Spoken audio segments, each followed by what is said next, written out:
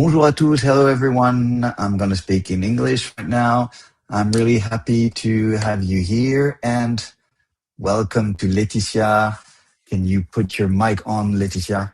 And we're really, really happy to have you all around. And we know that you're already a lot of people watching it on streaming.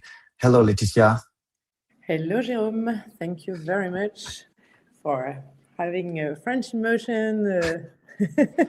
Exactly. That's the Kicking off this panel. It's our very first collaboration with médiaClub International, and it's a pleasure to join forces around this conversation.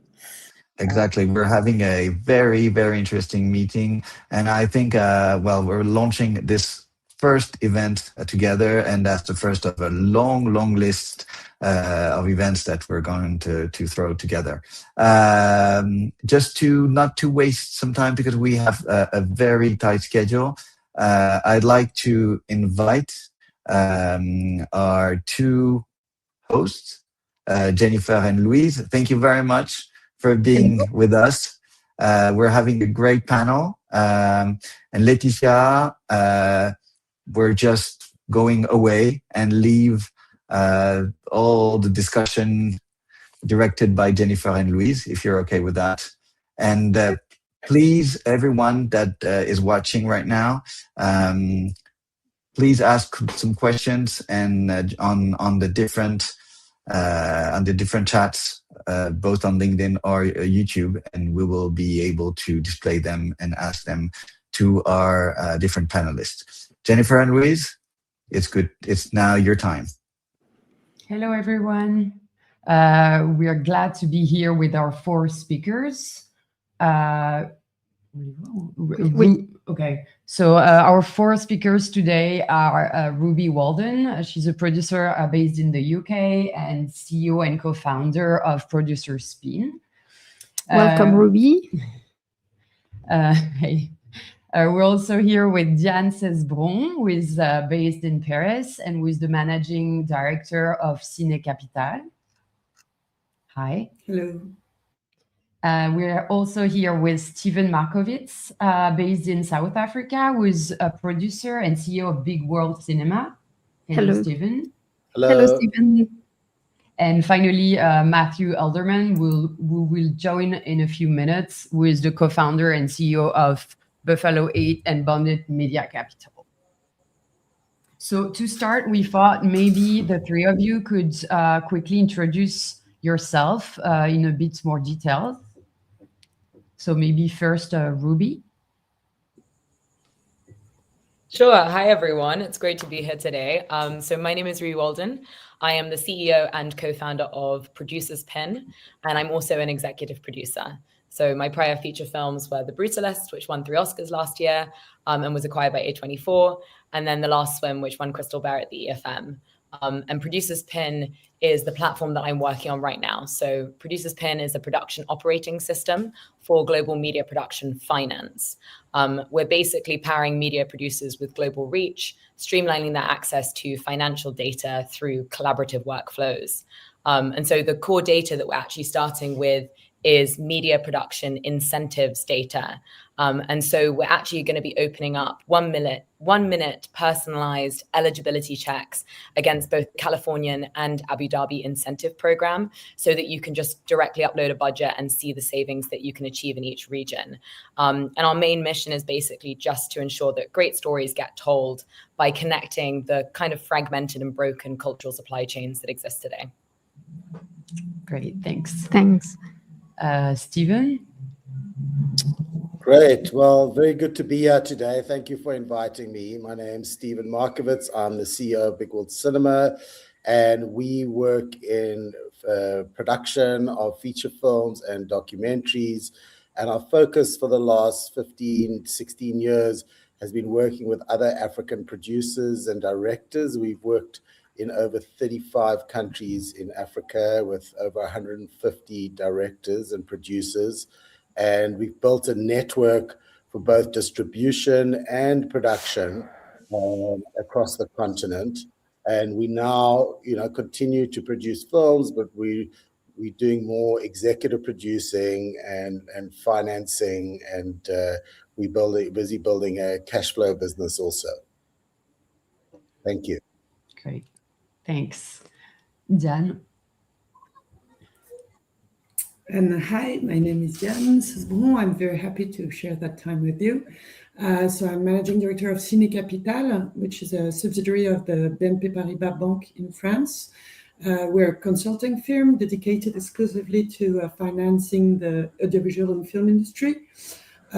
We act as an investment advisor for a company called CineCap, which invests in around 40 films or TV series each year for a global amount of 7 million euros. And we have a team dedicated to M&A consulting to assess the value of film library of rights, and also to help production and distribution companies in the context of sales or investors' equity investments. Great. Thank you for inviting me. Thank you. Thank you. So maybe to start the discussion, we're going to discuss about the financial landscape.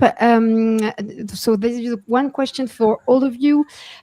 What are the main changes you've seen and experienced over the past years in the international market and in your domestic markets? For instance, Stephen, maybe, do you see transformation happening globally, or are you witnessing very different realities in your continent in Africa? Yes, I mean, the answer is yes and no. I mean, we are affected, for example, South Africa, still, the cinemas have not got back to pre-COVID levels.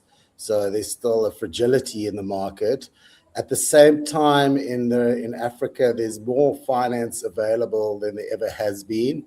I know we're coming off a low base, but I think we're in a stage now. It's a kind of once in a generation opportunity for the continent where there is capital, there is private equity, and it's growing all the time. And so, with many films I've made in the past, we would develop the IP and go to Europe and the States to try and raise money. Now we're able to secure a lot more funding in Africa. And, there's for instance, this African bank, a big pan-African bank that's owned by all the African governments, has pledged $1 billion for cinema, which I think is very significant, because this is African taxpayers' money, putting it down on the table and looking for partnerships around the world. At the same time, a new fund has just opened in Burkina Faso. There's even Zimbabwe announced a $10 million fund the other day. So things are popping up all over the place. So it does feel like we're into a period where often private equity and grant money is becoming more available. The challenge still remains distribution, where our market cannot fully support getting a return on these budgets. So we still are very much dependent on co-productions and partnerships for distribution around the world. And we've seen, since COVID, how certainly in the art house market, how much that has shrunk. And so there still is a fragility, but there's a lot more capital around. We just need more distribution partnerships, which I think will bring a lot of stability to the industry here. It's good to hear. We hear that there is a clear shift in also your positioning in the international market, right? Yeah, absolutely. I think, we as a company, we're very much dedicated to making films that are challenging the dominant narrative of Africa, which is a very tired old narrative that is very outdated. So I think, we've seen also the rise of more talent, better scripts, better production value. And so we're now, we're in a position where now European producers are coming to us to pitch to us with projects, which has never happened in the past. So there's definitely a power shift happening. And I must say, having done this for 30 years, it's quite a refreshing change, I would say. For sure. Ruby, can you give us a kind of analyze of in what's happening in UK? Because you've been working with equity for longer than us. That's very generous to say. Well, I'd love to start with saying that this is not a collapse of funding. I think that a lot of people talk about, oh, we're collapsing in terms of like there's no funding available. We're actually just going through a transition right now. So what that means is capital hasn't disappeared. It's just moved and it's tightened and actually become more selective. And so in these times of transition, it seems like there's obviously a lot of competition, but there's also a lot of opportunity for those that can adapt. So I want to start with two things. I want to start with more of a macroeconomic level of explaining, how the capital stack is being impacted, and then show what that means for UK as an opportunity. And I think Stephen raised some really great points there, just in terms of what he's seeing in Africa, because it's very easily explained by what's happening on a macroeconomic level. So at the moment, what we're seeing is there's this kind of consolidation, or what I call like a procyclical problem. And that's happening on a global level. So what it means is that governments normally, when there's a lack of financing in the space, used to give out more grants. And so the two major forms of financing in Europe were usually public grant funding and then things like tax credits. Now, because of the way that the world is going, a lot of governments are in debt. A lot of governments don't want to just give out straight cash. And so what they're doing is we're seeing this contraction in the number of grants, but we're seeing an increase in the number of incentive programs, basically offsetting tax through credits, rebates. That becomes quite exciting because between 2018 and today, we actually saw a 39% increase in the number of global media production incentive programs. What's different in 2025 compared to that was we went through a growth. Now we're not going through so much of a growth where there's like new incentive programs popping up, because there's already 124 programs. But what we are seeing is we're seeing a deepening of these incentive programs. So bigger budget allocations, and then also a shift in what they're focusing on, because they've been around for a few years and they're starting to adapt. So to give you a real example, in the UK, we had an increase in the incentive program, affording a higher incentive. And we also had a tailoring of that incentive to focus more on the independent space, so budgets under 15 million. This is also happening in places like California. California has now a budget allocation of 3.5 billion over 5 years, with a $750 million push out in 2025. And that's because they're not giving those grants, but they're looking at, okay, how do we incentivize people still to shoot here? How do we still support the industry? Now, the lack of grant funding still creates a challenge, because incentives are great, but if you don't have any money, the return is not wonderful, because you're still not financing your productions, which is why what's happening in Africa is very interesting. A lot of these, private funds that are popping up in space to basically finance productions. This is actually happening across the board. So we're seeing a lot more in the space of private equity funds. You've got things like IPRVC, which is a large private equity fund in Europe. You've got a lot more of these companies such as Together Fund, which was backed by Media Invest. You've got the British Business Bank adding the creator sector to their mandate for financing and to back fund managers. There's a lot more opportunities for that private capital. But there is still an issue around the distribution companies. So distribution, it's basically started to contract. So what we've seen in the last number of years basically is a lot of consolidation in the industry. So the way I like to see it is a bit like the food industry, right? You see this illusion of choice in terms of you've got loads of different brands, you've got Sprite, you've got Fanta, but they're all owned by Coca-Cola, right? And we're seeing that a lot in media and entertainment. We're seeing a lot of these independent production companies now taking funding from BBC or a larger production company. You're seeing consolidation with Warner Brothers and Netflix, consolidation with Paramount and Skydance. And what that creates is a little bit of challenge around getting those distribution agreements. So the main focus right now is these private capital funds stepping up into the marketplace.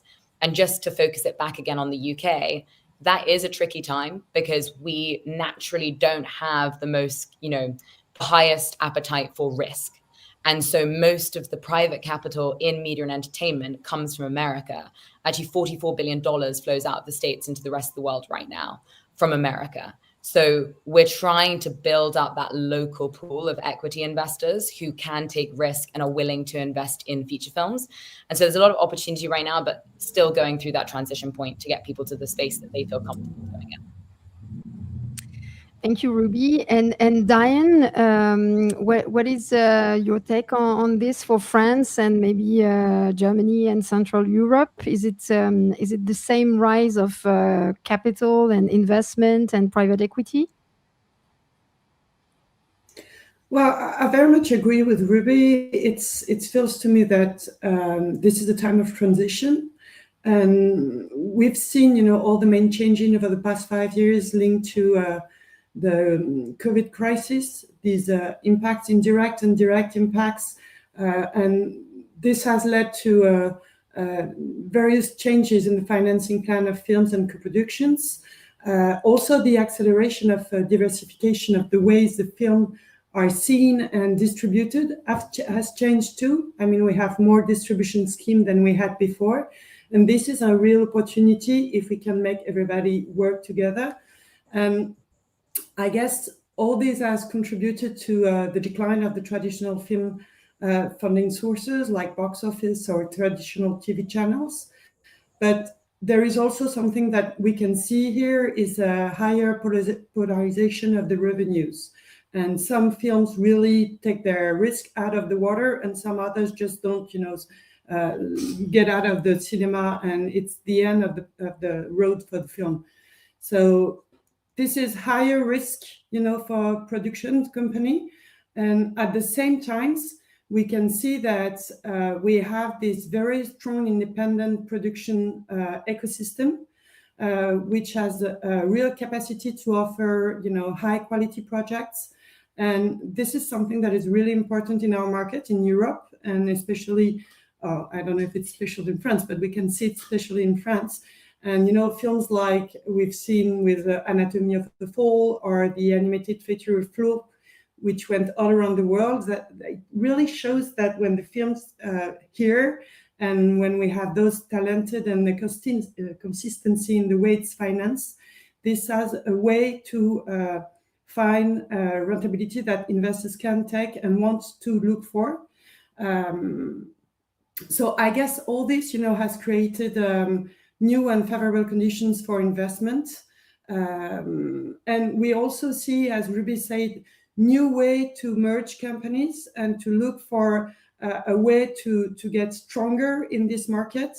Especially in France, we've seen various initiatives of companies that will, either go into capital in merge, and we can see the rise of big groups like Media One or like Fédération or Banijay or all these big groups, but we can see also independent producers come together and find a way, to achieve sufficient production volumes that they can, draw to their production scheme new equity, a new way to think about how to work in an independent production world.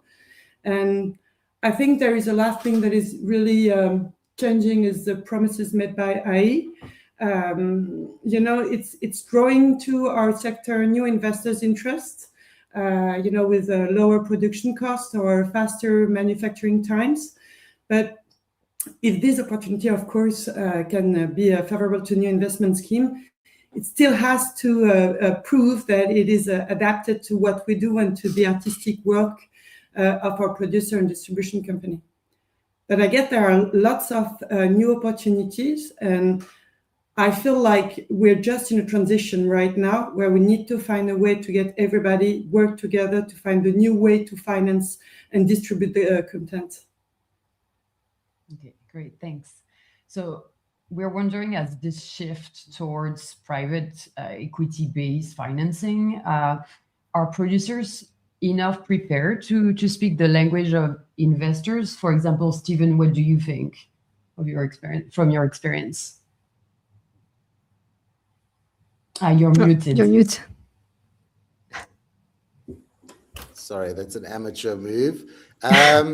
We are, to address that question, we started something called the African Producers Accelerator to work with mid-career producers to help get them more investor ready.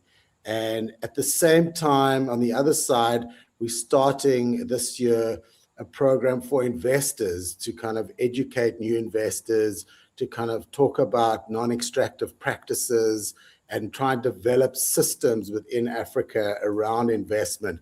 because there hasn't been a lot of conversations and there hasn't been a lot of equity in many of the films being made. So yes, I think everyone needs to get ready. Certainly in my part of the world, there's a need for like producer training and education and access to information and specialist skills, and with investors to kind of get orientated more towards how this industry really works and to unpack it. So I think there is, while there's more capital around, there isn't a lot of practice around, and that's where what I think is missing, and a need for a lot more support. Okay, great, thanks. And Ruby, what do you think of that too? Because it would be interesting to have your take. Yeah, I completely agree. I think in a market where equity demand is rising higher than equity supply at the moment, there is more concentration of people who are trying to find those equity investors. And so I think that if you do not have a strong financial plan put together and an understanding as well of what that equity investor is looking for from a returns basis, which is very difficult, because if you go to a distributor, you can kind of look at the distributor and understand, okay, what are they looking for? What kind of content? What fuels their channels? They might have data points, metrics. When you go to equity investors, it's less transparent sometimes what exactly they're looking for. And so you really need to be able to frame yourself in order to have that conversation, understand what exactly they're looking for in terms of returns. What do their funds invest into? What type of content? Are they backing specific, director-led films? Are they looking for a specific return, or are they not looking for a return? They just want to have a great time. I think nowadays, more of the investors are looking for a return. They're more strategic investors. They're more risk averse. And so you really have to sit down and take time over the financial plans, recoupment waterfalls, the financial stack. And that, to Stephen's point, is very difficult, because there hasn't been many people, especially in Europe where grant funding was so high, that have that experience or that understanding. And it's not the same as like if you look at a startup space. The startup space, we have VC models, we have a lot of these accelerator programs, things focused around how to get people who are starting a company equity investments. In the media space, there's very few programs or learnings that can teach someone how to actually speak to an equity investor and get financing there. And so, as I mentioned before, we're going through this transition point where we're doing a big course correction of people sitting down and saying, okay, we need strategic financial guidance, we need CFOs, we need executive producers, we need these financial structures in place so that we can actually speak the same language here and go forward with a strategy that makes sense. And a big part of that comes down to data. And Diane, same question. And also, what type of projects are most attractive to private equity investors? Because Ruby just mentioned the ROI. So is it genre-driven, talent-led? What producer should have? Well, I guess they go in the same direction. And what Ruby said is, for me, very important, is that we need to understand that investors need to understand what they're doing and make true promises that we can, hold. And I think what is very important for me is that the first experience an investor has in the sector makes him want to come back, even though sometimes the ROI will not be, the best he has, but he feels like he understood the risk and he feels like there is transparency in the model. And I guess this is something that's becoming very important because it always has been, transparency has been important, but it's not something that is required for every deal. And I guess we have many tools, in Europe, in France, in the world, that can help us. The collecting account management agreement is a way to, ensure investors with some transparency on the revenues, on the waterfall schemes.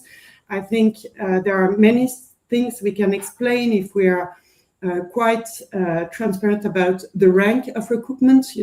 We've seen so many investors coming and saying, I don't want to invest in the cinema anymore because, I put so much money in this film. It was a success. I never recouped. And actually, he would never have recouped because he was very far away in the waterfall and nobody really took the time to explain to him. And I guess this is something that was not, there was not so many data and there was not so many ways to understand the economics of the cinema. And now we are facing investors who want to have at the same time an active role in the production, which does not mean they want to be producers. They do not have the ability or the capacity to produce a film, but like all investors now, they want to feel like they're active in the co-production. They understand what's happening. They can have a word with the production company, and the CFOs are a way to talk to them that they understand too. So I guess my return on the last experience we had with investors is that then there are many things that they can look for. They want to be part of an adventure. They want to get their money back. They want to have premiums on the money. They want to share some, way of seeing the world. Many of them wants, to help fight things with films, and we know that's very important in our industry, and we're talented oriented too. But most of all, I think what they want to know is what we can offer them, and that we will hold to that promises and bring them where they want to go. And if you explain to an investor that the risk of the exploitation is something that is not linked to data analysis. I mean, we have many tools with many data that can help us, try to understand where the film is going, and we can try to do very enlightened choices in investment. But at the same time, we also know that the weather or the Olympic Games can be something that will bother the exploitation in the box office. So we need to be very transparent that they are financing artistic work. And even though it's a sequel of 2 previous films, it's still an artistic work. And we don't know exactly what the script will be when the film is done. But if you explain that to someone and you do it in a good way, he may understand, and he may want to come back the next time, although he lost money on the first, because he knows the risk he has taken, and he can assume it. So I guess you can use genre, you can use IPs, you can use name dropping, you can use whatever you want. The thing is to explain to the people what they're buying and why they do that. And if you match this, I think we can do lots of things with them. Okay, great. And so, for example, Ruby, you produced one of the best movie last year, The Brutalist. And so I'm wondering, in your experience, what does work and what doesn't? Because I think it was a surprise for some people in the industry that it worked so well. Yeah, so quick correction there, executive produced, not produced. That was Andrew. So just making sure, but with that, it actually raises a better point to this question, because obviously I was specifically focused on the financing side. So a lot of my experience was trying to explain to equity investors the value of the production. And it was a surprise, right? The content was high risk. It took a long time to get that finance. The producers really struggled with that final part of financing because it was a high risk project. Because when you read it on the page, it didn't perhaps seem like something that would be the biggest box office hit or something, or win a ton of awards. I think what was interesting was when we looked at the finance plan, and when I looked at the finance plan, the structure was really, really good. The way that the producers have put together that structure was smart. It's a great line producer, a guy called Josh Horsfield. He's in Budapest. And what he discovered was this incentive in Budapest. So the budget was supposed to be 10 million. It was very difficult to get it financed at 10 million, because I think we're seeing that on the market in the whole. You have these huge tentpole productions at around sort of 100 million plus with big marketing spend. And then you have this compression with everything that used to be in the middle pushing down towards the 10 million point, because otherwise it's just too high risk. They don't know who's going to acquire it. You can't get a distributor to come in and purchase the film. It's very risky. And so 10 million was a very difficult price point to make that movie for. But what happened was they decided to move the production to Budapest. And upon moving it to Budapest, unlocked a $3 million rebate. And so the production budget drastically reduced. And at that price point, it could be made through private equity investors. And they were able to fill up the pool in terms of a number of different private equity investors. And then what it meant was by coming out and winning certain awards, it got picked up by a distributor and the money came back from the acquisition costs. Now that is because the budget was tight. If they had made it for a much higher budget, you're in a danger zone because you have to make money off revenue shares, right? And so you're hoping that it performs well at box office. And to Diane's point, box office is so unpredictable. you just don't know. The weather could literally change the fact that you make money or you don't make money. How many cinemas does it open in? That changes it. And so leaving it when you're in the millions up to revenue shares in an unpredictable time in the industry is very difficult. So The Brutalist, when we were looking at it and we were like breaking it down and explaining it to people, a lot of the things we were trying to talk through is people had questions on distribution. They always want to know about distribution, because if you don't have a strategy around that, around marketing, how it's getting to the audience, your equity investors fall into a position where they just don't know, how they're actually making that money back. And so one of the big questions we had was, 3.5 hours. It's a hugely long film. How is that going to actually perform? And so my argument there was actually looking at it in relation, and this is an example of how, for example, you shouldn't shy away from risk. You just have to, as Diane was mentioning, explain it to someone and break down the reasoning and the justification behind that risk and not be untransparent about it. Don't try and skirt around it or skirt over it and lie to your investors and say, oh no, like this isn't risky, because it is. 3.5 hours is an extremely risky position to take. But what we did is, I came from a theater background. So when I looked at that film, I said, look, theater is really interesting because we have an interval. This film is going to have an interval. And actually intervals are really positive for theaters because they sell concessions, they sell drinks and chocolates. And that's what happens in the theater industry. But theater is very inaccessible for people of my generation. So people within, the 16 to 30-year-old range, right? Because it's too expensive. But this film is a 3.5 hour film with an interval like theater. So it's experiential, which speaks to my generation. And the cinemas can sell it like a film, like a theater show, sell concessions in the interval. But we're doing it at a price point that makes sense for younger people, because you're paying, $14 for a ticket to go to the cinema. That's quite exciting. And then it had a great opportunity with getting in with A24. And A24, similar to Neon, they're competing right now to come up there with the Warner Brothers and everything else. So the amount of money that they will actually spend on marketing and pushing your content is more significant because they want to compete. They want to win those awards. So I think when we started framing it like that and breaking it down, it made more sense to the equity investors. And it was something that they felt comfortable with taking that risk. Okay. Yeah, it's true. I bought some popcorn in the middle of the movie. So like everyone.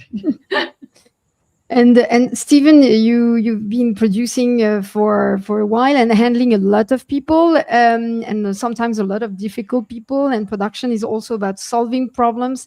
So how do you work with investor, and to which extent can they be involved? Because Diane mentioned that they could be involved and they want to be involved, but to which extent?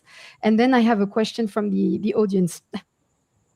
Sure. Yeah, look, I think it's different every time, and it's really understanding what's been said already. It's about understanding what's motivating the investor, like what's really behind it. Why do they want to support this film? And I think the one kind of universal strategy is just transparency and openness and being very clear and realistic and not leading people down the garden path. And I think it's a responsibility for us as individual producers, but also for the industry as a whole, is that, I often say that if, you go to Cannes over those 10 days during the Cannes market and the festival, there's probably more hot air spoken there than anywhere else in the world.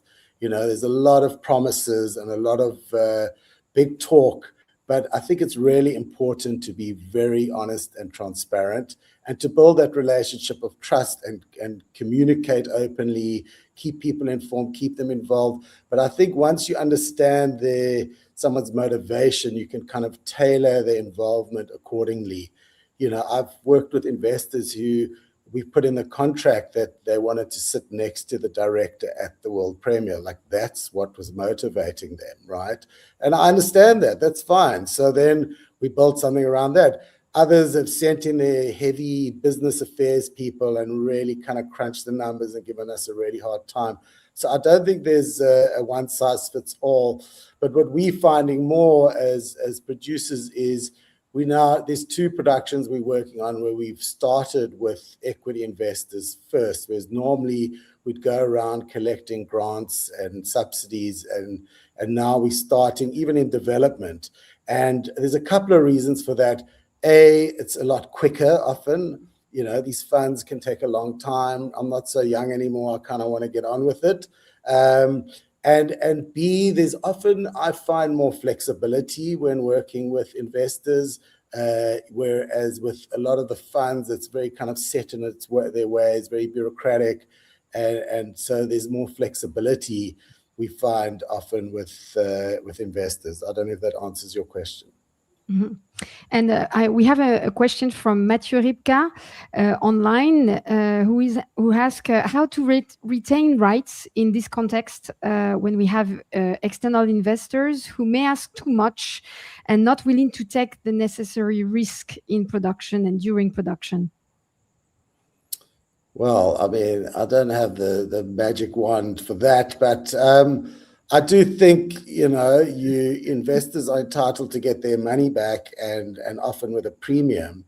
And then, after that, you can share royalties, in the right tier in your finance, your recoupment schedule. So I think you retain rights and also, value your work accordingly. And, often we've worked on productions where they've been low budget, but we've still put in what we should be earning, and that is taken as an investment. And so there are ways to build your value beyond like how much money you've put in, etc. So there are many ways like that to kind of build your value in a fair and honest way, so you ensure you have both equity and as you sharing in the returns at the back end. Thank you. And maybe for Ruby and Diane, we have two other questions. One from Marion Bardaghi. She asked, do you often get new investors during, after filming? And my question related to her question is, when do you go and ask investor? When are you looking for investor during development? And when is it high risk to go to ask them? And when is there low risk? And also, what is a high risk project? Yeah, I'm happy, Diane, to start off, and then you can. Question. Yeah, I'll start with. One question. I'll start with the high risk. Or I'll start with the high risk. Well, Ruby, do you want to go with high risk?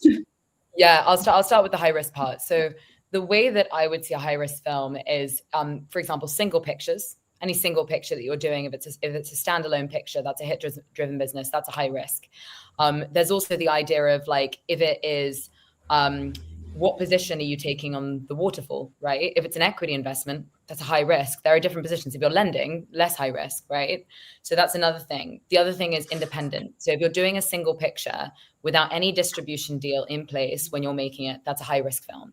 So I would say if you break down those three things, if you have all three, it's a very high risk position. If you're doing equity on an independent film, which is a single picture with no distribution agreement, that's like the golden arch of like danger risk, right?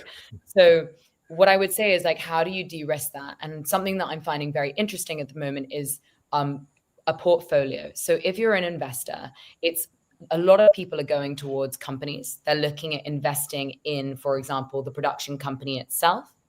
If you are a producer, you might be looking at creating a slate of films. And like a portfolio in a VC or venture capital investment, you spread your risk across those 10 projects, right? And you look at them and you say, okay, we're going to spread this out and we're going to say 2 of these projects are going to be our high risk projects, right? We're willing to bring in something that we don't know if it's going to do well or not. 3 of the middle projects, for example, are less high risk, right? And then at the top, you've got the ones that are like super conservative. Maybe they come with distribution agreements in place. You've already got maybe an Apple agreement or an ongoing Amazon Prime agreement for continuous distribution. And if you can split your risk across your portfolio like that, showing that to an investor and then saying, okay, we're going to shoot these in a location with a good tax credit. So maybe, 30, 40% of the budget is coming back through tax incentives. Maybe you're adding in additional schemes, such as in America, Section 181, or in the UK, you have an SEIS, EIS scheme, which basically gives some money back to equity investors. If you can start breaking it down like that, you start to put in parameters of reduced risk. And then people can start to comprehend, okay, this is something we feel safe with. If you're going out and pitching a single picture with equity, like expect to get a lot of people who are very nervous about that deal, because the likelihood of it going well it's more slim and it is higher risk. So that's my opinion on risk. And I so much agree with you. It's like putting all your eggs in the same basket, we say in France, you know, as an investor has lots of difficulties to apprehend the risk of putting all his money in one film. And I think diversified investments in genre, in talents, in first films, second films, or, you know, more experienced directors, and investing. It's very hard to have 10 films ready for investors at the same time if you're an independent company. So the question that it raises is how companies can, you know, partner with other production companies to reach the level of, critic volume to offer to an investor, or if they can't find the investors that are at the same time investing in many films, and they will not ask you to bring the 10 films, but they will analyze if your film can be part of the lineup or part of the global investment strategy. But I think this is really important. What we're talking about is, there are so many risks in production. It depends if you're starting during the development phase or if the film is already shot and you can show some pictures. But the thing is, if you, in the question, you know, during or after filming, this is something that is quite hard to apprehend, because if you don't have reached, you know, the financing plan that recoup the production cost, then you may find yourself in a very difficult position if you don't find the investor and you have, you know, started to hire the whole team and you have shot and you can't go through the production because you don't have enough money. So most of the time, going after filming is something that is quite hard as a strategy, because you may already have sold most of your rights to revenues because you wanted to finance the film before, and you don't have so many things to offer to a new investor. So I would say it seems to me that the best strategy would be before filming, although it's higher risk because the investor doesn't know what the film will look like. But if you wait at the end of the shooting, then you will reinsure him, but you probably won't have enough to offer to him for him to recoup in its investment. And I found the example of the Brutalist quite amazing, because, you know, for us as investor, we will always look at the distributor and the consistency between the track records of the distributor and the film he's selling. And consistency is for us something that, you know, is the most important thing to sell to investors with transparency, because you can, you know, have many different characteristics for your film. The right way for us to feel comfortable with an investment is to feel some consistency in it and some clear explanation about this consistency. So going after, during, or before will also be a decision that comes with who is your distributor, when will you choose the distributor, and is the film so different from what you can show? You know, there is no track record for the director, or the story is something that no one has ever seen. Maybe you will have to wait after filming, but most of the time, I would say, if you want to be sure that you have enough share of revenues to offer to an investor, then if that's what the investor is looking for, you should go before. Okay, great. I just want to transition a little bit about co-development, and I was wondering, Stephen, if you were used to doing it with other countries, for example, because you mentioned you're very used to international co-productions, I'm sure. So I was wondering, is that a way to mitigate maybe the risk? Yeah, you know, we haven't done much of that in the past. It's very much been the model, like there's a delegate producer who's responsible for the development, and he teams up with co-producers who are kind of ring-fenced into raising money within their countries or specific areas. So we haven't done that much in the past, but now in the last 2 years, we've started doing co-development. and out of necessity.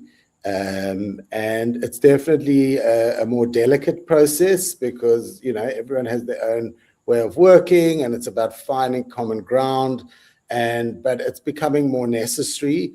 But also, just to go back to the earlier question around, you know, when to bring in equity investors, I do think that I totally agree with Diane that the earlier the better. If you can, when, you know, before you've made the film, that is the best.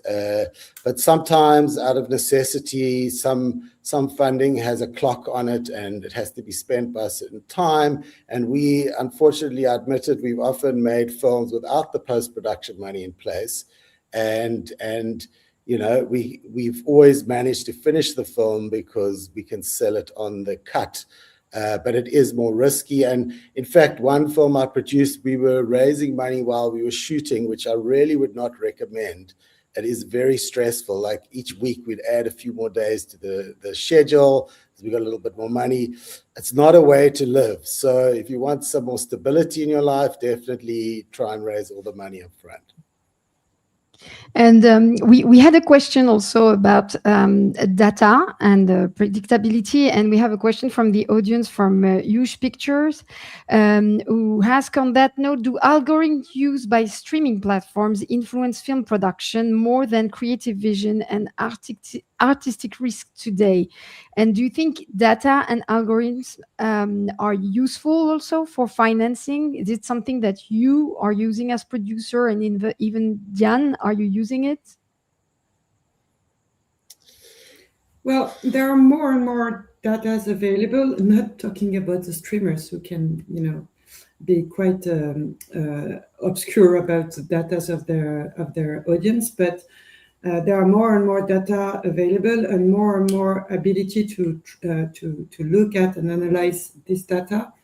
But these are good tools to help you try to find the clues about whether the audience wants to see your film and whether it can attract people in the theater or to watch TV or streamers.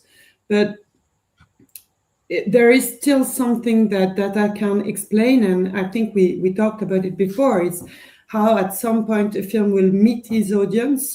And, you know, we've seen for the past years lots of sequels and prequels and crossovers, and we look at IPs because it's comfortable. We have data about the IPs, so we think we can understand how the audience will respond to this artistic proposal. But actually, it works, you know, on a short-term scale, but on a long-term scale, we need to have renewal of our talents, of our projects, of our stories, and this will always challenge the data, and it will always need us to be stronger than just data analysis. And this comes back to, you know, being clear about all the data you have analyzed, and at the same time, what still remains the magic of filmmaking, which is at some point some film that we're not supposed to be, you know, the first that everybody wants to see, just, you know, made their point and just became a huge hit. And on the same time, film that were awaited by everyone just didn't find the audience. And we were very lucky because last year we invested in Un petit truc en plus, which is a film that really successed in France. We invested in Anatomy of a Fall, which are two films very different. And in the same times, both films were very different proposition. And one of them is a first film with a cast that has a few leading roles very well known, but also leading roles that are not well known by the public. And it just found its way, you know, to the public heart and just made a huge success. And I think data would never have told us what to do if we had looked for data. Really, sometimes you come back to this consistency and to the confidence you have to the creative team and the producers to align most of the conditions for the film to exist and to be what the promises is. And, you know, data cannot really translate this. I feel it's my... Steven, yes? Yeah, just to add, I think that we use data to build arguments, but I think it's got to know its place. I think that if we follow data and algorithms, we're just going to get generic work. And most of the brilliant films have been made by mavericks who haven't followed a formula, who found originality, and that's been recognized, and that can set trends. So if we rely too much on algorithms and data, we are going to miss out on films like The Brutalist for 3.5 hours long. That wouldn't have seen the light of day, probably. So it's very dangerous to over-rely on it. And I'll give you a quick example. We were producing a film in Tanzania, and we were in negotiation with a streamer, and their assessment was looking at the subscriber base in Tanzania, which, as you can guess, is not great. So they gave a value to it based on the nationality of the film only. And, our argument was, well, in Tanzania, it's the home of Swahili, but Swahili, the language is spoken by over 140 million people in 7 or 8 countries, but the algorithm would not take that into account. It would only measure the country and the worth within that country. So I've had many arguments against algorithms, and I think it's quite dangerous if we allow that to dictate decision-making. I'd love to chime in here as well, because I think I mentioned data before, and I see data in a different way. So I'm not talking about data in terms of the hero's journey, and you have to have a 10-part act structure and 3 criminals, otherwise this movie is bad. Like, that's not the data that I'm talking about. I think if we look again we have to stop thinking about film as its own asset class that's completely unique and has weird different financial structures and can't be translated to any other investors. Because if we keep doing that, equity investors are really going to struggle to invest into it because it doesn't fit their cookie cutter shape of how they invest. The reason that the startup ecosystem worked and the Silicon Valley worked is because we made a whole financial model and system to invest into the space, because people were like, we have loads of people we want to set up technology companies, we want to be able to invest in, let's create a model. When we look at the film industry, it's always seen as a specialist or specialized asset class because the models don't make sense. So every single thing, whether you're lending, whether you're doing equity investment, it's all specialized. You have to analyze it. It takes months worth of closing. Even if you're working on a big studio deal, it takes months. If you're working on an independent film deal, it takes months, right? So the data that I'm talking about is not, okay, this film in terms of a piece of content is interesting because of X, Y, Z. It's, okay, financially, like what do the returns look like on this in terms of the stack? Like, how long does it take for a rebate to get returned or a tax credit in the region that you're trying to work in? Because like right now, like we shot in Budapest, I promoted Budapest, but I know that Budapest has delays and certain people aren't getting their payouts on time. That creates a huge problem for the lenders. Like that data and that information is very valuable. I think when we talk about transparency, I actually think most independent filmmakers are really transparent. Like they always come to me, they're very honest about, hey, I need this much money, I'm spending it on these things. They're not trying to like be sharky. But the issue that we face is we're transparent, but we're transparent in terms that these other outside investors who haven't had experience in the media and entertainment space, they just don't understand. So recoupment waterfalls versus a cap table that you have in the tech industry. People might not have necessarily the experience with recoupment waterfalls with certain terms like that. So even if we're transparent, it doesn't feel like it makes sense to them. So they struggle to invest in. So when I look at data, I look more at the sense of if you are an independent filmmaker, build up your own financial track record, build up your own financial data. Say, okay, my company has tested a few films, we went and we did it at this size budget and we returned this much money and we leveraged an incentive. So we returned 30% back through the incentive and we've tested these certain markets. That data I think is very valuable. On the creative side, be free, like try different things out. Like you can pitch to different studios. They can try different things. For example, Apple does really great sci-fi. It's like, maybe that's a market for you. Maybe you want to do it independently. But I still think we need data just on the financial side. Like you need to start understanding, okay, what is my film making in terms of how it's going to market and how you're actually getting a return for people.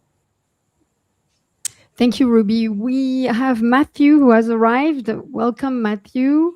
We have introduced you, but maybe you can say a few words about your activities. And as you've been hearing, we're talking about data and equity investment. And our first question to you would be, what financing models are you working on, and what have proven the most relevant for you? And I know you are speaking from the US, so we would like to have your take on it. Appreciate it, and sorry for being a little bit late. We had a closing on another actually European project, hence the early morning call that I had to be on that ran tardy. But appreciate you having me. Yeah, I mean, I think by way of background, Bondit Media Capital, it's about a 14, 15-year-old firm that I founded with two other partners. We've deployed close to $750 million on balance sheet. So we're not a pass the hat financier. We raise permanent capital at the balance sheet level. Primarily, it's all institutional capital. So endowments, pensions, hedge fund, private equity that sit inside of Bondit.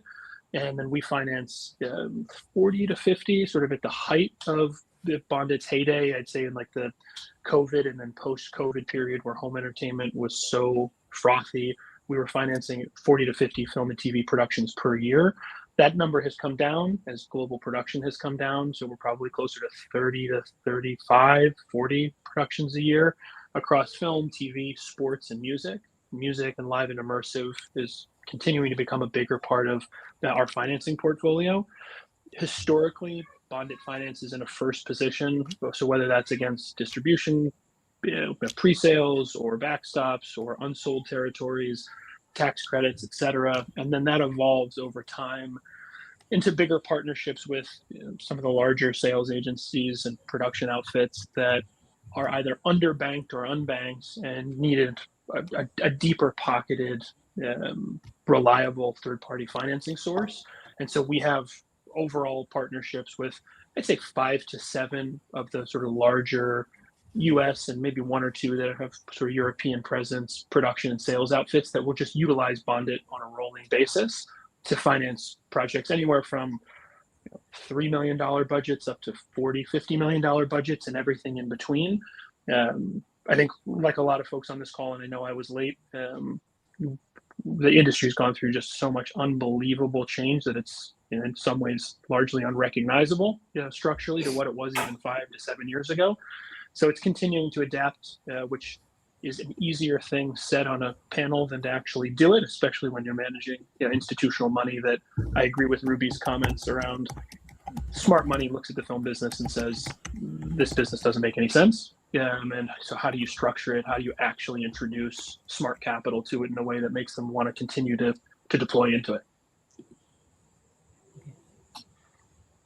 So I kind of we have a question for everybody. Have you experienced in your career a financing model that looked strong on paper, but that failed in reality? And what kind of experiences did you take from this?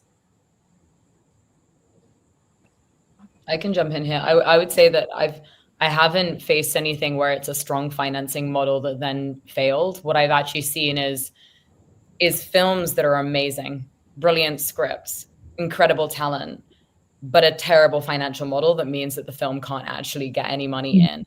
That's the hardest ones for me. I hate when I see that come through. I see something that I'm like, this is incredible. Then I look at the financial model and I'm like, huge interest rates on the lending, right? So almost any equity investors that come in, you're not going to want to sit in behind that, right? Then you see things like piecemeal investment schemes, things that just don't make sense when you look at it from a financial opportunity perspective. And it doesn't matter how much you like the project, the script is amazing. You know that an investor, if they come in, is going to lose their money. And those are the hardest ones for me. When I see good financial models, usually those are the ones that then end up performing well because they've actually thought about it. They've explained the risk profiles. They've put together a scheme where they have a good interest rate on their loan. They have good private capital partners that can work together. They have maybe a strong incentive. They've maybe done like a third with a good distributor in there as well, or some sales. Those are the ones where you're like, okay, this makes sense. It's getting harder and harder to get those strong financial models because a lot of those pieces that used to be there the third.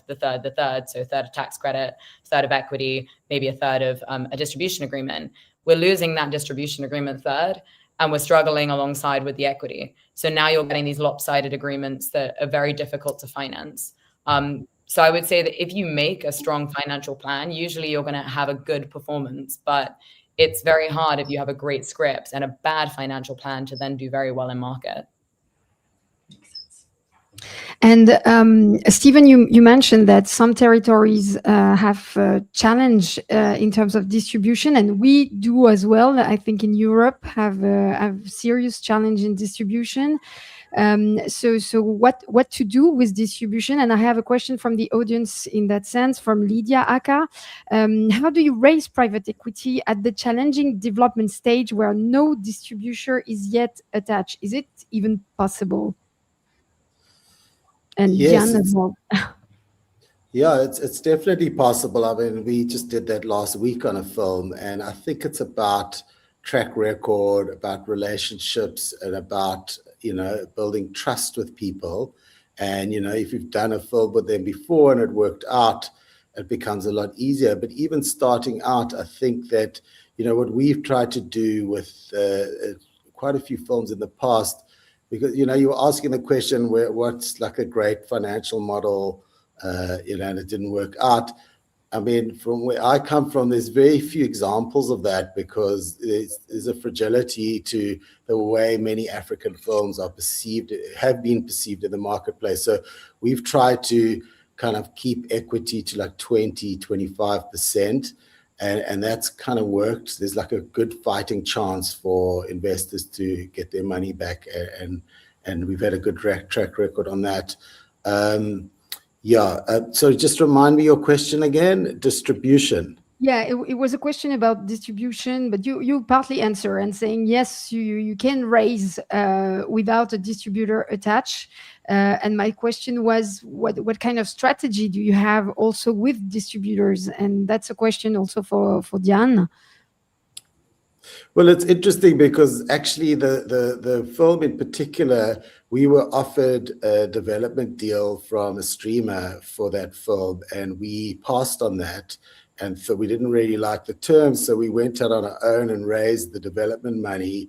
And now we've raised some equity, and we're going to go back to the streamer now and say, okay, now let's have a conversation. So I think there are ways that you can say that if you can show there's a clear route for the film, if this is like a logical step, like there was interest from someone, or they've shown similar films, you can kind of build an argument that's credible, and any kind of third-party validation you can get for that argument really helps a lot.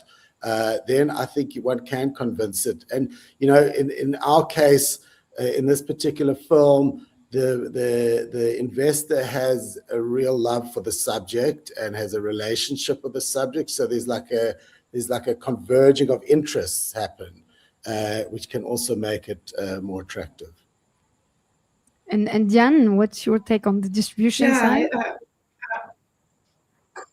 Yeah, of course. Yeah, it really talks to me what Stephen says, because there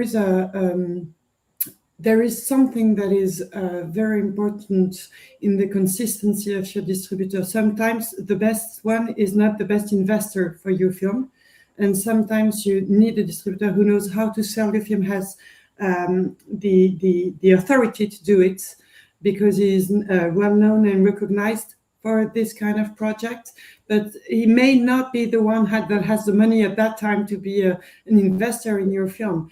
And I think the whole work the producer has to do is to align the interest of everyone, the investors who comes into the film, the producer and the distributor, so you can find a solution where everybody knows where he is in the recoupment schedule. And sometimes it's a good way to work with the distributor is to find the investor for him too, you know, and find a way to have a right challenge for the P&L of the film, a right way to think about who will recoup first and how to share the revenues. So I guess regarding, you know, investments that you would make without any distribution scheme before you start the shooting. It seems to me that's very, very risky. I mean, we're talking about high-risk projects, but sometimes you can, manage your risk. You have the domestic distributor, you don't have the international seller, and this will help at the end find the right way to find the balance between, having the best distributor for your film and having the financial solutions to produce it.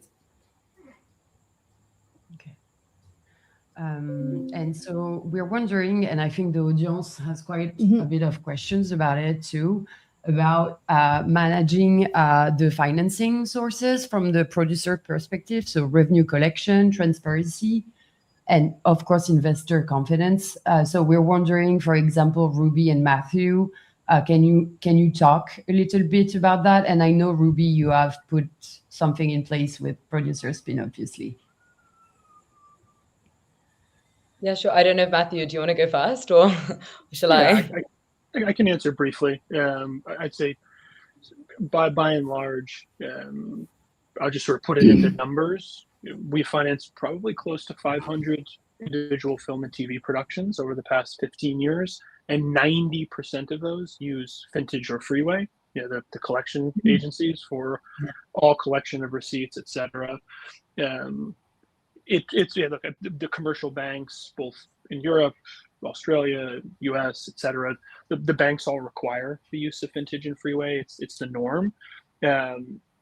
So I'd say that the shortest answer to a producer, to someone going out and raising capital, is there's a unbiased third-party collection structure that the guilds and the distributors and financiers and commercial banks, everyone agrees to utilize.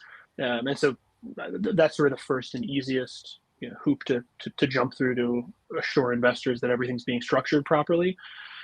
I'd say beyond that, oftentimes, certainly on lower budget films, people or producers may skimp on legal structure, but it is pretty darn important. And there's definitely overkill. You can hire counsel that is too expensive and too sophisticated or complex for the size or the structure of the film's closing or the TV project's closing.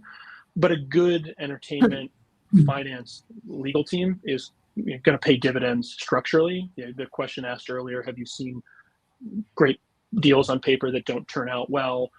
I say certainly I've never seen a deal turn out really well that wasn't structured really well from the outset. Like, nothing has surprised me and turned out well that wasn't, I think Ruby said it in a different way, but to me, I've never seen anything work out really well that wasn't structured well from the outset. So it's, where are you in the waterfall?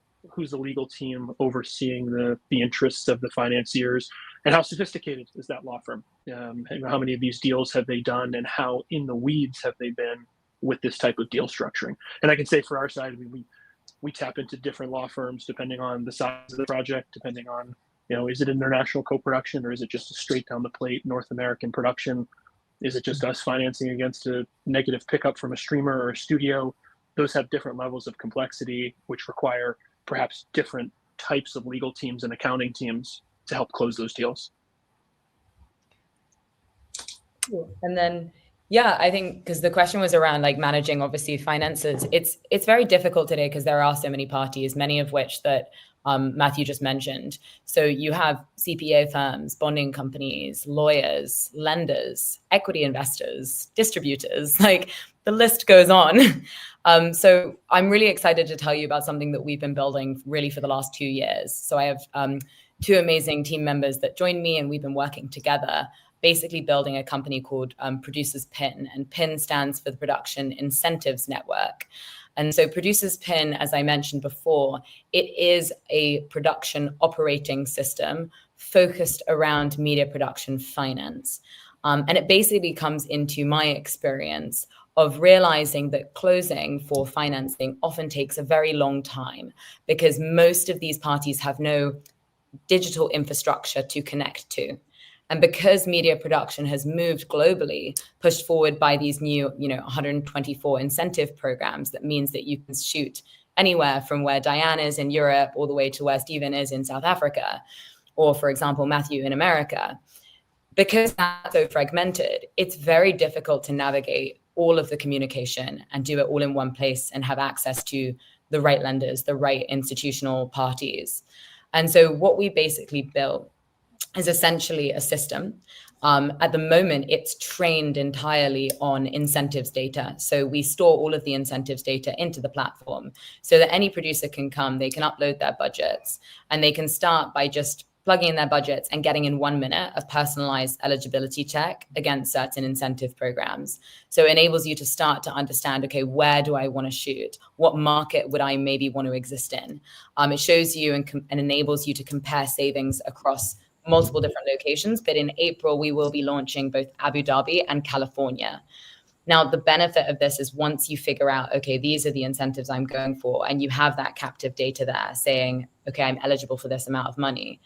We then plug this into basically a multi-sided marketplace. So it's a system that stores the data and enables, for example, CPA firms. We're actually partnering already with Crow, which is Cromac Global. They have 130 different companies globally, but specifically with that Abu Dhabi firm, to basically start to give opinion letters against that data and say, okay, this data makes sense. We can see that you're eligible for this incentive. This CPA firm can now link directly into that data and say, okay, we're going to give you an opinion letter. From there, we can then, from the same space, take that opinion letter and deliver it to someone like Bondit, for example. And you could go and say, here's an opinion letter, like we've got it from an accredited audit company. Can we please have a loan? And then you can start to get different rates in. You could also do the same with an institutional lender like a JP Morgan or a Coutts. From there, you can then take it and say, okay, I've now got this lending amount in. We're building a digital waterfall, and you can actually start to see what other equity forms you have.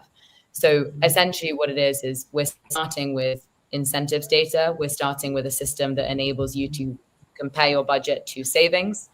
And then we're moving into this full production operating system for financial parties. So bonding companies, lending companies, anyone who's involved in the closing of a deal. And this is quite unique today because most of the technology companies that are being built, when they deal with data analytics, maybe it's Largo, maybe it's Cinelaunch, one of these companies, most of them deal with analytics or storage of files. They don't deal with something that integrates or brings together all the parties around specific data sets. And so that's what we've been building, and that's what's going to be launching in April in Abu Dhabi and in California. And Matthew and Stephen, Ruby, you've just been talking about territories. Matthew and Stephen, you're involved in international co-production as well. How do producers manage equity when they are also in an international co-production? How do they manage the shares? You want to take it, Stephen? You go first, Matthew. Sure. Yeah, I think it really depends on size and scale of the production. I'll use two polar opposite examples of real-time deals. So again, apologies for being tardy this morning. That project is a $44 million series being shot. So North America is unsold. Amazon has bought multi-territory across a swath of territories outside of North America. And the producers, who are sophisticated, sort of meaningful TV and film producers, they've raised both equity, and then they came to Bondit for us to take a view effectively on what's the domestic value going to sell per episode. Is Amazon likely to exercise a right of first refusal to extend their global footprint and now take North America as well? And so in that instance, it's a pool of 4 or 5 equity sources that they've raised in that slice of the finance plan. But that's, again, these are sort of the creme de la creme of producers that we work with. And so they have a finance team inside of their production company that work, I'd say, almost like a traditional investor relations arm of any business. And they manage those investors' expectations. Half of those investors in that deal on the equity side are family office. So they're sophisticated and seasoned investors. The other half, I'd say, are sort of greener to film investing, so they require more hand-holding. But said the simplest way, even at that scale of a production with that sophisticated of counterparty, you're still having to do a lot of hand-holding and manage those investors' expectations. And it's a lot of over-communicating, certainly to those greener investors that are sitting in that pool. So that's at sort of the high end of the spectrum, all the way down to, we have a $3 million made-for-TV movie closing right now that's in production, and we're half the finance plan against the tax credits and distribution collateral, and the other half of the finance plan is equity.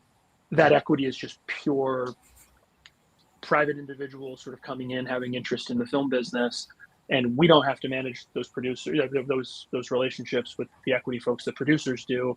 And I'd say it's heavy handholding. It's a lot of communicating. It's a lot of constantly educating those investors about where they sit in the waterfall, what their sort of rights and recoupment position look like relative to where Bondit sits in that waterfall.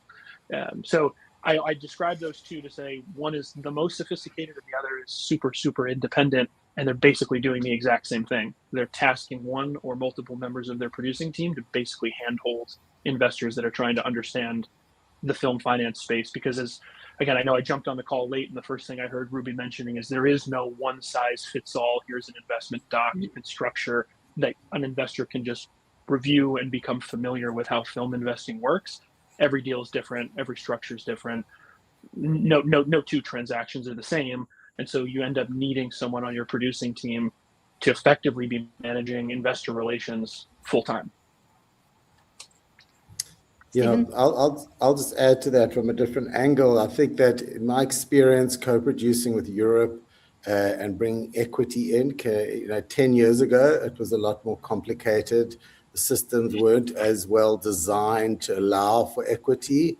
And what I learned from that is the usefulness of understanding the intricacies of every country's systems, because often a producer will say, oh, we can't do that because of this rule and that rule. Actually look it up yourself. Get out there and look it up, Google Translate, whatever you got to do. You've got to get that information on what is and isn't possible in each country. Do not just rely on what you hear. Do your own independent research. I think now it's getting easier. It's definitely more commonplace than it was 10 years ago. But there still is this match, like often between the European fund system and equity and the streamers. It doesn't all fit so nicely together always. It does take a lot of work. And you've got to work with producers who you really trust and have an ongoing relationship with, and you try out different ways, and you kind of build systems that you can try and repeat. So yeah, it's not without its challenges. And a question for everyone: which markets or territories feel the most promising right now for you? I know it's a tricky question, but I'm wondering, for example, Diane, do you work with a lot of international co-productions? Yeah, we can either work with co-production on co-production with our Sofica, which has very strong rules because there is a tax rebate for investors. So we have rules of production and language is, for example, a strong element in the decision of a co-production. But we also work with our M&A team with companies that have a lot of co-production, and we need to assess the risk, the share of revenue they have, and how much they made money from in the past in their co-production, and what we can sell to investors. And actually, it's very hard for me to tell you what part of the world would be the right place to co-produce, because I think what Stephen says is very important in our point of view too, is that there is a lot of different schemes everywhere, and some of them really go well together and help you, find a good way to split your production planning, and then, make a way to find a good financing plan that works. But at the end, you need also to be sure you work with the producers you want to work with.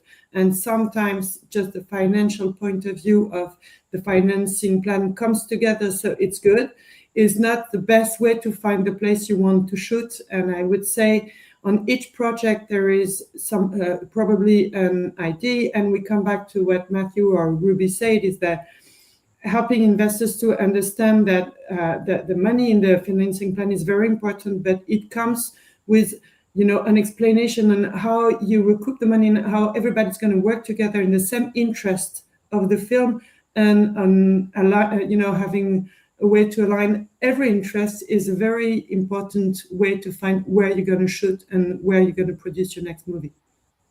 Can I chime in on one? Yeah, for sure.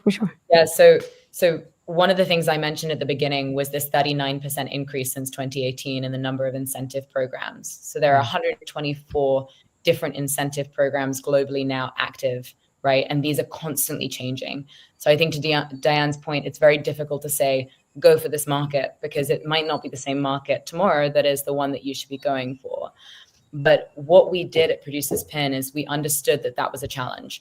It's impossible for anyone to keep global oversight of 124 programs, all with their own unique requirements, and personalize that to their budget and their specific requirements of their production. You would literally have to spend every minute of every day following requirements and Googling, and even the websites that many of the governments release, which are third-party websites, they often don't keep that data up to date. So it requires you to literally call up the film commission, have a discussion with them, and create personal relationships with them. Because some, for example, California, it's a lottery. Like, you don't know if you're going to get it. You might do all the research, you might still not get it. Australia, it's 80 pages of documentation. You have to go through 80 pages of filling out forms, right? Which is a lot of time. The reason we built Producers Pen and the reason we focus on incentives data as the first part is because with AI today, where I do see a valuable use case, in opposed to like generative AI, where I'm making dancing videos of, cats and cows, the place that I see AI as being really valuable is in the financial side, because all of that data, all of those documents that you get when you go to the European film market that say 80% here or like 10% here, all of that can be trained on, all of that can be stored into a single system that can then be leveraged directly and personalized to a budget, to your specific requirements for your production. And that's what we've been focusing on for the last 2 years. So instead of you having to go and research all of that information the whole time and keep up to date with all of the changes, we literally directly create partnerships with the governments to place that data onto the system and to make it accessible for producers. So the reason we're launching in Abu Dhabi and California first is those are the two incentive programs that we're first really bullish on. And we're going to be saying, okay, if you want to come here and see how your budget can be impacted by shooting in this region, we can give you that data and we can do it in 1 minute, right? That's how fast these checks can take place now. So I think that in the future, you should be looking internationally. You should be looking globally. You should be thinking about the opportunities that you can see in the marketplace from these new programs.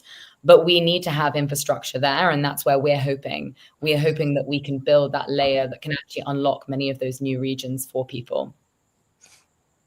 Thank you, Ruby. That leads me to the last question. We've been talking about very specific topic, and I thank you for that. If you had to think about our market today and to redesign it, what would you change? This is a question for each of you. What would you change or what would you improve in the marketplace today? Maybe we can start by Stephen. Thank you for putting me on the spot like that.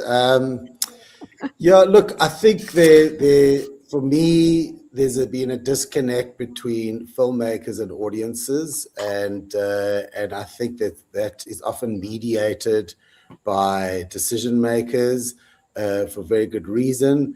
But I think that there is this, fast developing trend of building your audience while you're making the film. And I totally believe in that. Not all films. I mean, I've made films where we've had to make them undercover, and it's not always in the interest of the film to do that. But I think generally this idea of producers and filmmakers being, especially independent ones, being strongly connected with the potential audience gives one a lot more power, a lot more data, a lot more knowledge, and essentially potentially a lot more revenue. So I think that's an area that we need to do a lot more work in. Matthew? Apologize, I was on mute. This is a tough question, and I'm going to answer it as politely and politically correctly as I can. Any industry that requires 30 to 45% of its product to be subsidized with soft money means that there's a fundamental disconnect between the value of the product and what the market's willing to pay for it.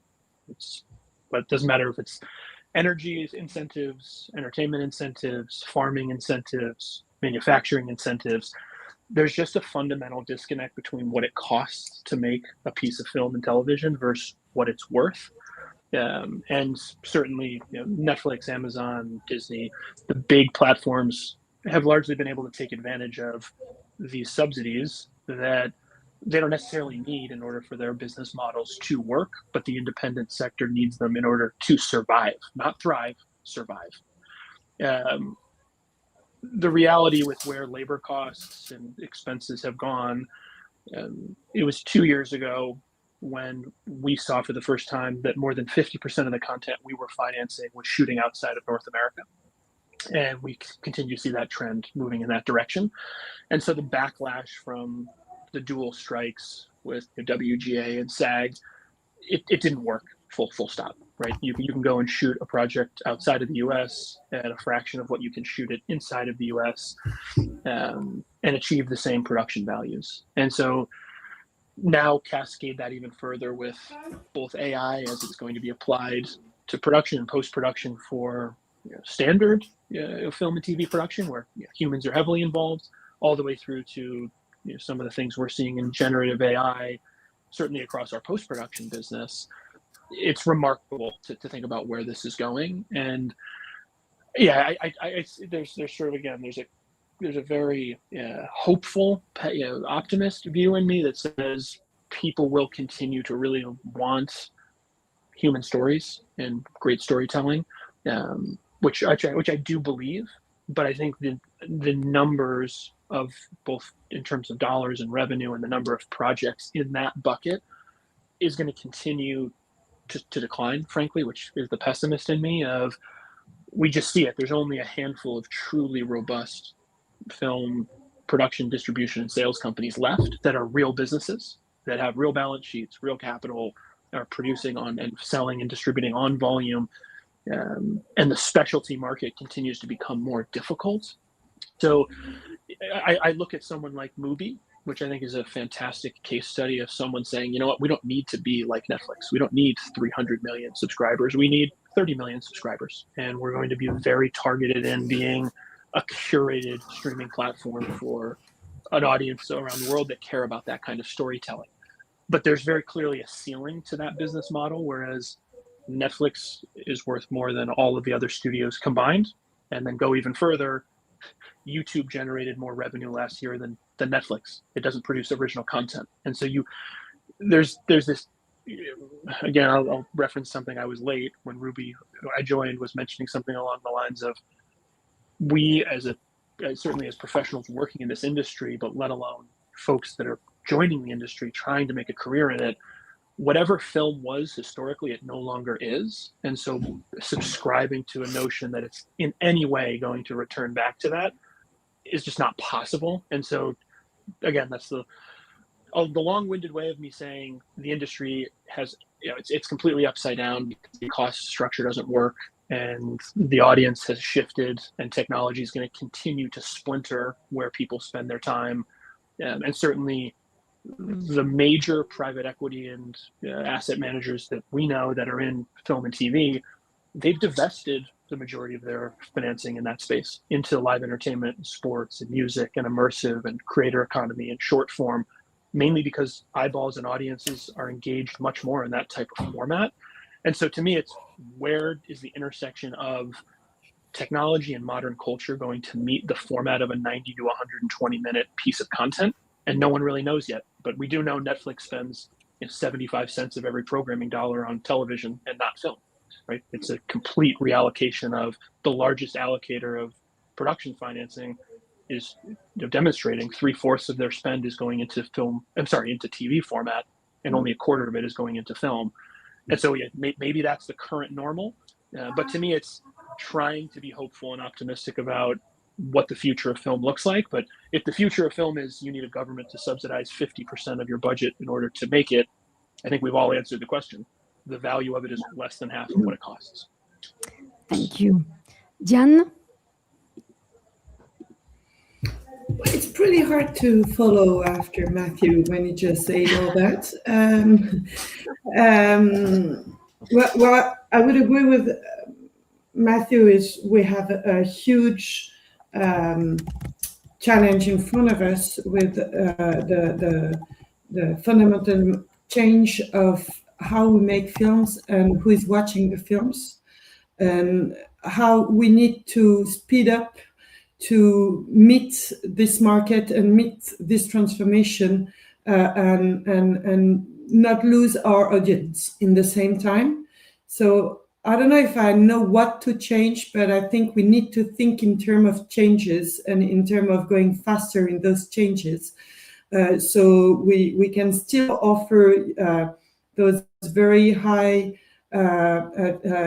quality projects, but be sure that the audience hasn't turned off the TV in the same time. So I guess I would say, if I knew how to change the things so it would work, I would, but I still continue to look for it, the answer, and work on it.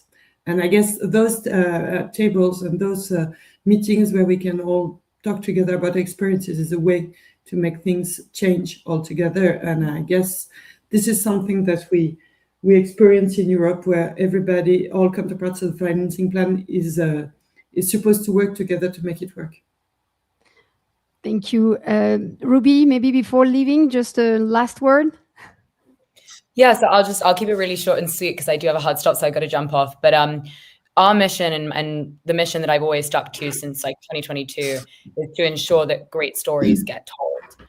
And what I think is a problem in the market today is that great stories don't get told because they have the wrong financial plan, and telling a great story today is a lot more difficult than it used to be. And so whilst many people can tell a story because technology makes it very easy, it's extremely difficult to make a profit. And so what I would like to see as a change in the marketplace is better financial strategic guidance, better infrastructure to support people, and better cost at getting that guidance, because it's very expensive nowadays. And so I'm hoping that what we can build at Producers Pin can be something to do that and to support people in this industry, because I think it is a very challenging time. We are going through a lot of transition, and I really hope that the great stories still get told. But thank you so much for having me, and I'm going to jump off very quickly, but it's been a real delight to be on the panel with everyone. Thank you. Thank you all for your participation and really for the generosity of your exchanges. We're very happy to have the honor to have you today. So thank you very much.